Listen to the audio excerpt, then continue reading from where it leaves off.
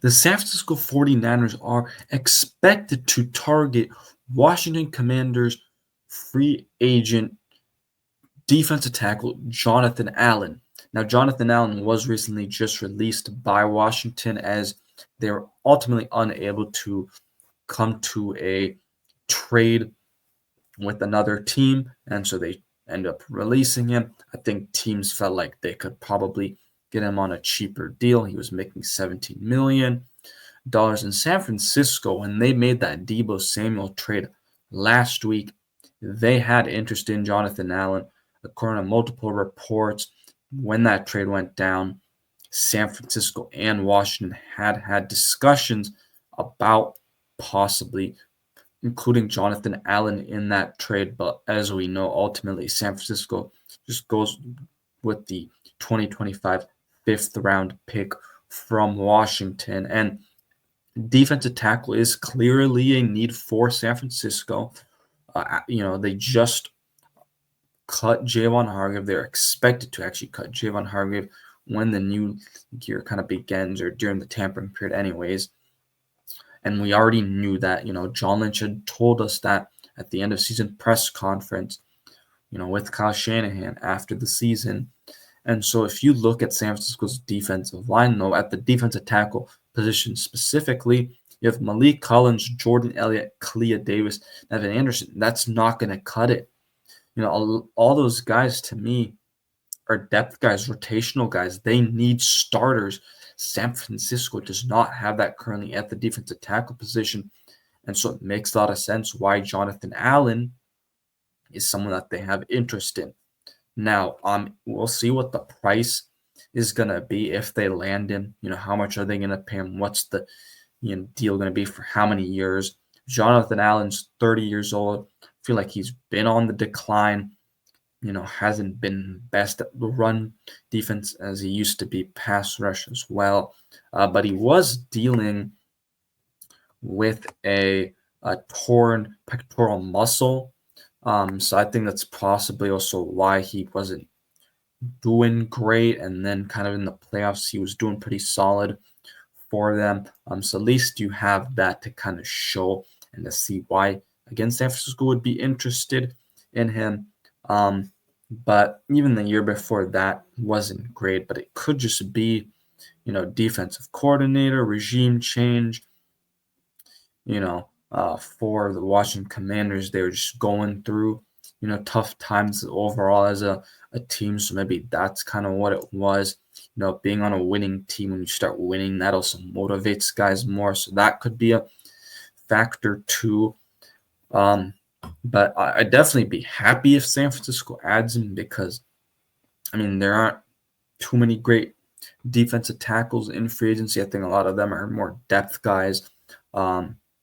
Otherwise, but I just hope this deal with Jonathan Allen, if they land him, isn't going to be a crazy amount, a 1-2 year deal, but not, a crazy amount, like I said. And, San Francisco, there's been reports about, the cash spending with the team, like when it comes to the signing bonuses and regretting some of these contracts. So there was actually an article from today from Michael Silver of The Athletic, and he says that the 49ers are attempting to be cold, calculated, and analytical when it comes to roster decisions, an organizational reset that coincides with the negotiation of a massive contract extension for quarterback Brock Purdy. So the 49ers want to make sure that they're going to know, like, okay,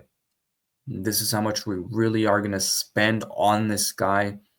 We don't want to be, overspending because that's what they feel like they've kind of been dealing with the last, few extensions that they've had with like a Nick Bosa, Brandon Ayuk.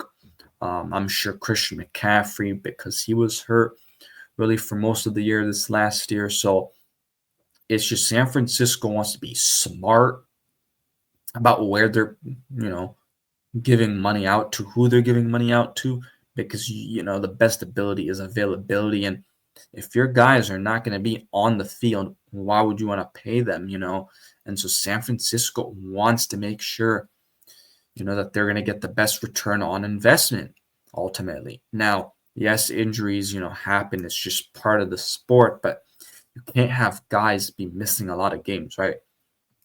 And one thing San Francisco really did last year, free agency, was okay, they need an edge rusher across from Nick Bosa. All right, we're going after Leonard Floyd. Yes, he's older, but what about him is great aside from him getting nearly double-digit sacks the last few years? He is able to stay healthy and be on the field. He stayed relatively healthy.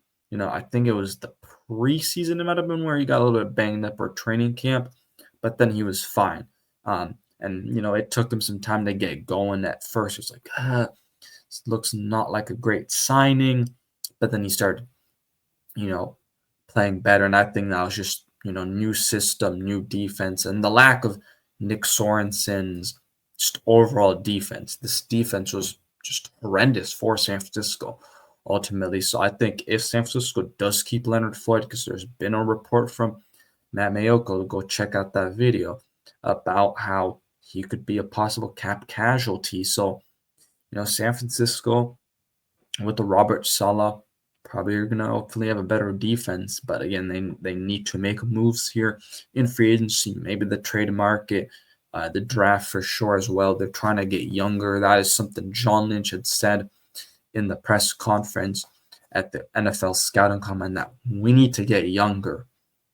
And they definitely do, because they're one of the oldest teams, in the league. And again, they've been spending a lot of cash, and so they want to make sure they get the return on investment and, get something out of these signings that they're, making, or extensions that they're making. So makes a lot of sense, but we will be here, to break down any news regarding San Francisco.